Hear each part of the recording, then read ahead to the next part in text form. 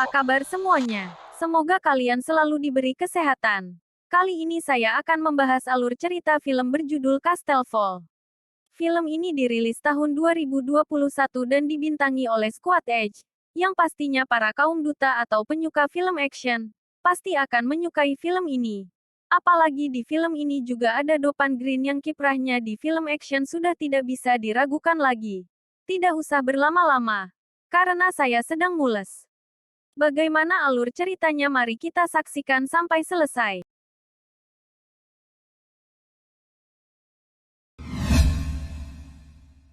Di awal film diperkenalkan seorang pria bernama Mike. Diketahui kalau Mike ini adalah petarung MMA yang melegenda. Namun karena ia sudah tidak muda lagi dan sempat mengalami cedera bahu yang parah, sudah lama tidak bertanding lagi. Mike datang ke sana untuk menemui mantan manajernya. Mike meminta kepadanya untuk ikut bertanding lagi. Namun sayangnya manajernya itu mengatakan kalau Mike tidak bisa bertanding lagi. Mengingat dia sudah cukup tua dan pernah mengalami cedera parah. Bahkan Mike sendiri mengalami 3 kekalahan di pertandingan sebelumnya secara beruntun. Dan karena hal tersebut tidak ada sponsor yang mau memakai Mike lagi. Di sana Mike terus keke meminta mantan manajernya itu untuk membawanya bertanding lagi. Pada saat ini Mike mengalami kebangkrutan dan sangat membutuhkan uang. Namun lagi-lagi manajernya itu menolak dengan alasan kalau sudah cukup tua untuk bertanding dan biarkan orang-orang muda meneruskan kiprah Mike. Lalu Mike menantang petarung muda yang dimiliki manajer tersebut. Dan apabila Mike kalah ia akan pensiun, namun jika Mike menang maka manajernya itu harus membawanya bertanding lagi. Mike akhirnya bertanding dengan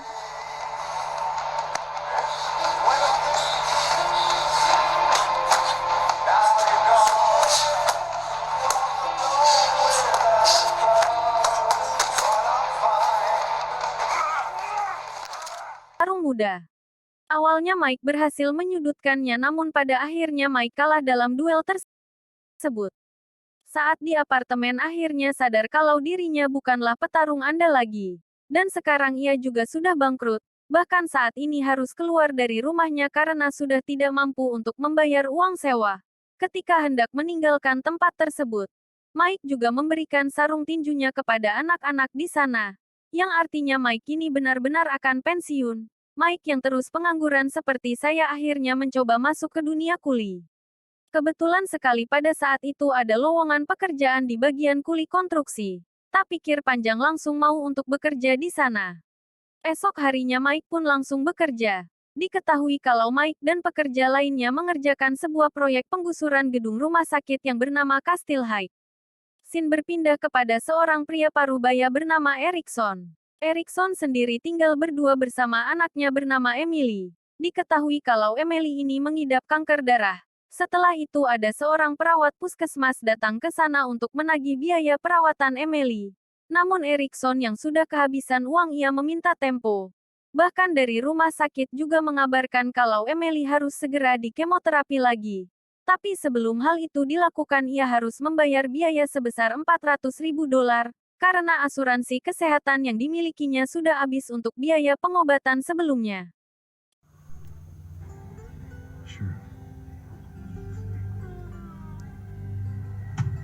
Berpindah ke penjara. Dan kita dikenalkan dengan pria berkulit hitam bernama Lando. Lalu saat para napi bekerja, Lando kedatangan seseorang dengan menanyakan di mana uang milik Demian. Uang apa itu? Kita akan tahu nanti. Di sana mereka berai tegang sehingga terjadi perkelahian.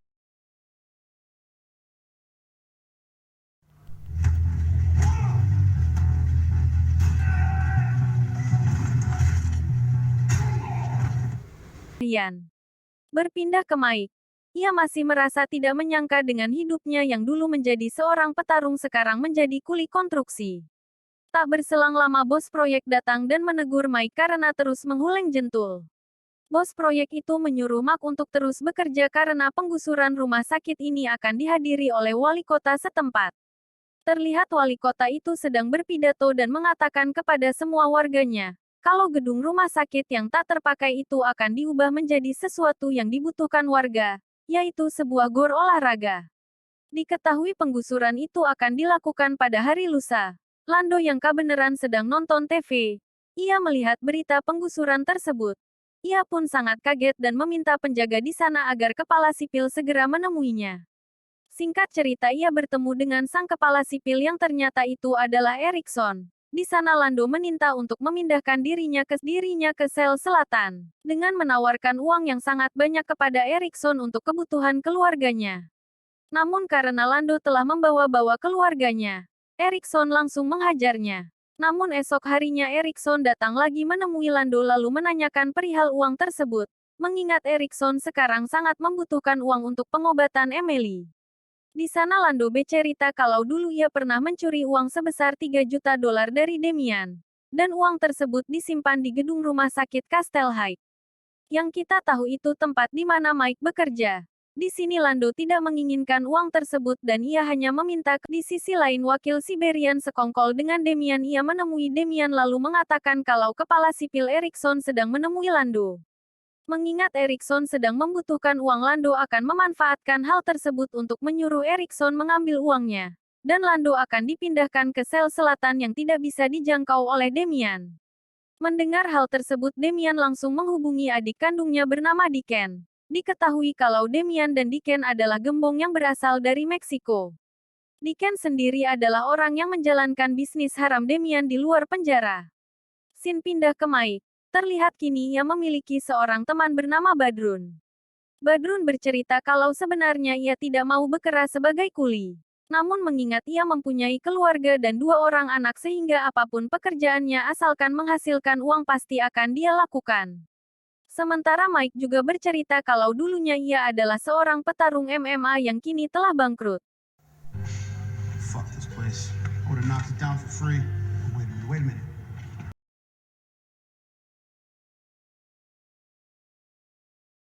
Sampai Badrun tersadar kalau dirinya pernah menonton Mike bertanding. Bahkan kedua anaknya adalah penggemar Mike. Setelah itu Mike yang kini Mike tidak memiliki tempat tinggal ia harus tidur-tidur di mobil yang diparkir di dekat gedung rumah sakit. Esok harinya terlihat Dike dan istrinya sedang memantau rumah sakit tersebut. Dan mereka berencana masuk ke sana setelah para pekerja keluar. Di balik itu terlihat Mike dan Badrun sedang bekerja membereskan barang-barang. Di sana Badun bercerita kalau cita-citanya adalah pergi ke Alaska bersama keluarganya. Dan Badrun juga menyarankan Mike untuk pergi ke sana karena di sana banyak sekali wanita cantik. Setelah itu Mike hendak membersihkan sebuah ruangan. Hingga sengaja ia menemukan uang yang sangat banyak. Ternyata selama ini Lando menyimpan uang tersebut di sebuah ruangan yang ada di dapur. Saat itu jam kerja mereka telah habis dan Lando mengajak Mike untuk segera keluar. Mike sendiri tidak mengatakan perihal uang itu dan hanya mengambil 10 dolar. Ternyata Mike juga berencana untuk mengambil uang itu setelah para pekerja sudah pada keluar. Diken sendiri menyiapkan anak buahnya untuk bersiap masuk ke gedung itu sembari menunggu Erikson, karena hanya tahu di mana uang itu disimpan. Bahkan mereka akan masuk ke sana dengan menyamar sebagai pekerja konstruksi. Di sisi lain terlihat Erikson akan menjalankan rencananya untuk mengambil uang tersebut. Ia juga pamitan kepada anaknya dengan mengatakan kalau ia sedang ada pekerjaan mendadak. Kembali ke Mike saat dia sedang bersama para pekerja lain di sana untuk membeli bir. Ia beralasan kepada Badrun kalau jaketnya ketinggalan di gedung. Dan ia berjanji akan segera kembali sambil memberikan uang 10 dolar untuk membeli birnya. Mike pun langsung mengendap-endap masuk melalui jalan belakang. Setelah di dalam ia sangat senang dan tak menyangka kalau dirinya menemukan uang yang sangat banyak.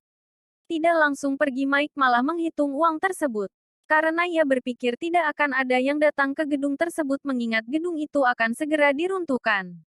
Di sisi lain Erikaon pun bergegas masuk ke dalam. Namun ia dilihat oleh anak buah di Kendala langsung melaporkannya kepada Diken. Tak berselang lama Diken pun datang bersama anak buahnya melewati samping gedung.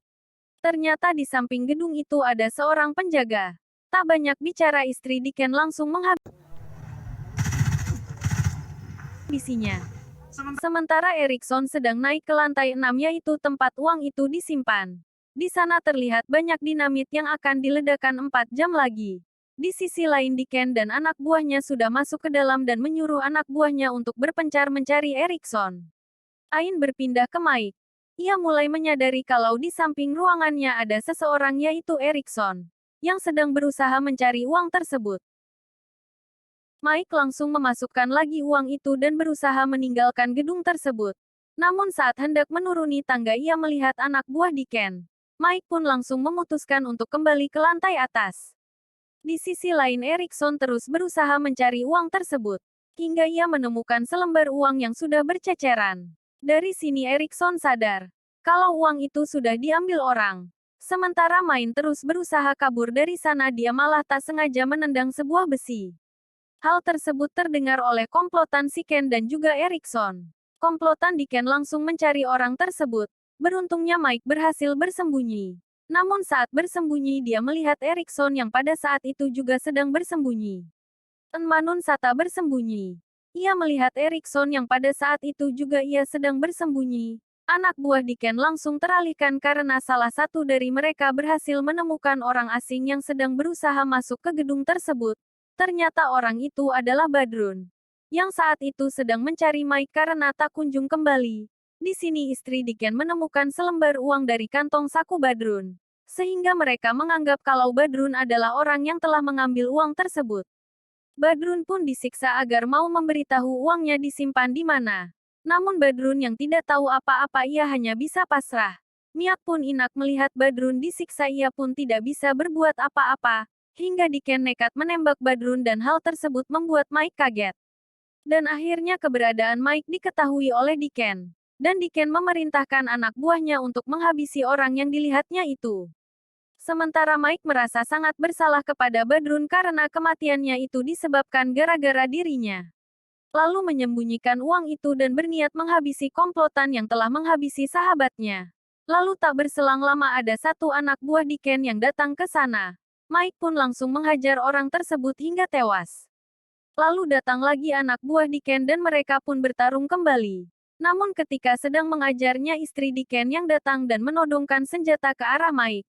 Alhasil Mike pun tertangkap dan akan segera dibawa turun. Bring him down here. Alive, please.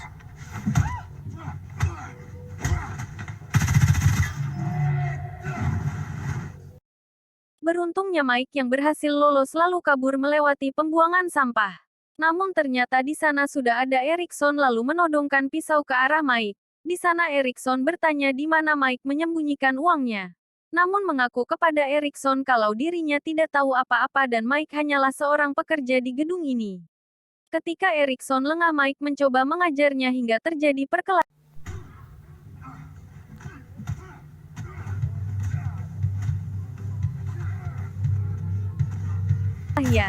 Namun perkelahian mereka harus terhenti ketika mereka ditodong pistol oleh salah satu anak buah Deacon.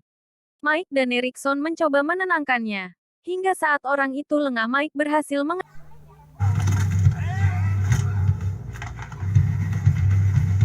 mengejarnya. Lalu mereka pun kabur karena anak buah Deacon yang lain berdatangan.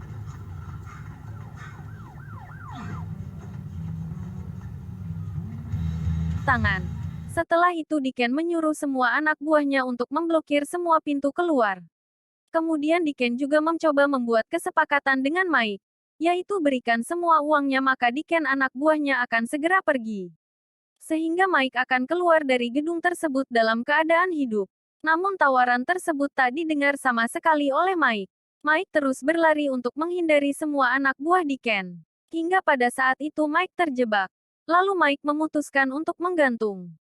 Deacon dan satu anak buahnya yang melihat Mike mereka pun langsung menembakinya.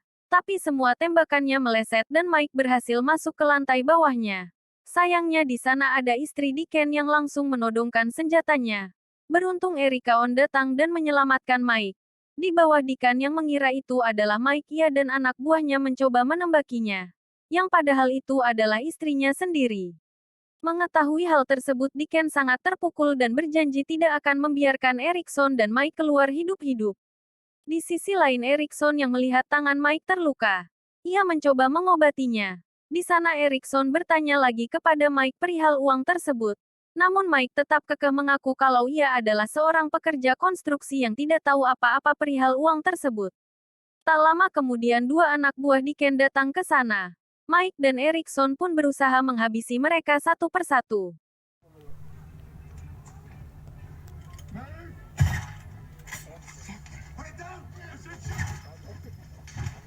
Setelah itu Mike menodongkan pistol ke arah Erikson dan menyangka kalau Erikson mungkin bagian dari anak buah Dicken yang sedang menyamar.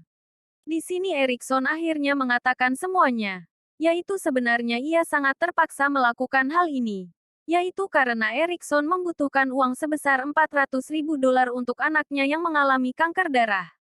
Dan sekarang anaknya harus segera diobati sementara Erikson sudah tidak punya uang lagi untuk biaya anaknya tersebut. Pada akhirnya Mike pun percaya. Lalu Mike mengambil radio dan mengatakan kepada Dicken kalau Dicken telah membunuh Badrun, orang yang sama sekali tidak bersalah.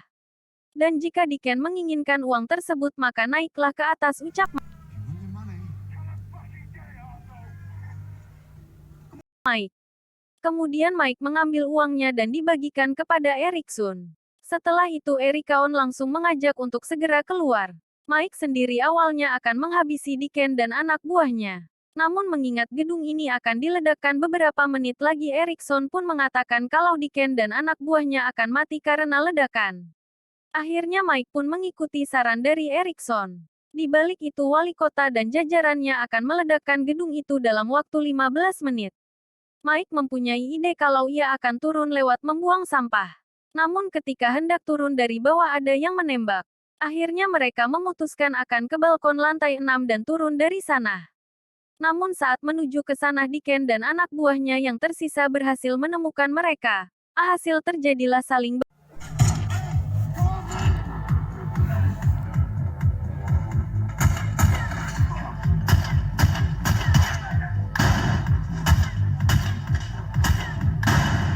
baku tembak.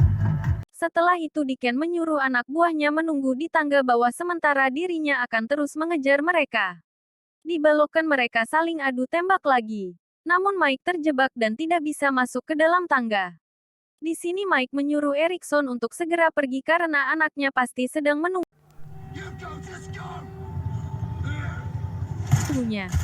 Suara sirine berbunyi menandakan dalam waktu 4 menit lagi gedung tersebut akan diledakkan. Mike mencoba menghadapi Dicken sendirian, sayangnya Mike kehabisan peluru. Lalu ia melempar sejumlah uang dan berduel dengan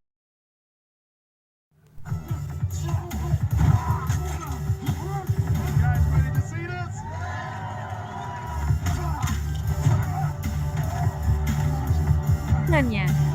Sementara itu Erikson berhasil ditemukan oleh anak buah Dicken. Namun di sana Erikson berhasil melumpuhkannya. Lalu Erikson mencoba untuk mencari truk, sementara Mike terus dihajar oleh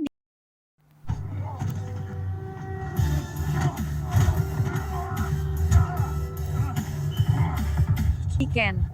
Hingga saat Mike dicekik ia kembali sadar kalau ia adalah seorang petarung. Mike membalikkan keadaan lalu mengajar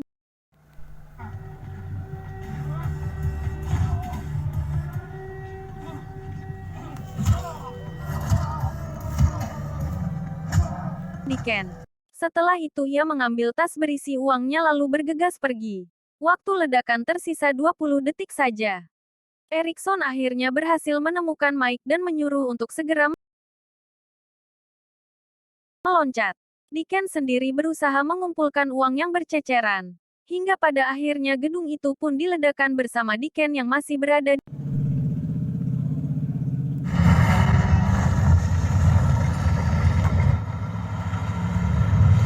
di sana. Beberapa hari kemudian Mike beri sekantong uang untuk keluarga Badrun. Tentu mereka sangat senang mengingat kepala keluarga mereka kini sudah tiada. Lalu Mike memutuskan untuk pergi ke Alaska karena Badrun pernah menyarankan Mike untuk pergi ke sana. Sementara di penjara Erikson membawa Damian menuju ke sel selatan. Karena ternyata hal itu adalah salah satu permintaan dari Lando. Mereka pun meninggalkan Damian sendirian. Lalu setelah itu Lando dan gengnya datang untuk menghabisi Damian.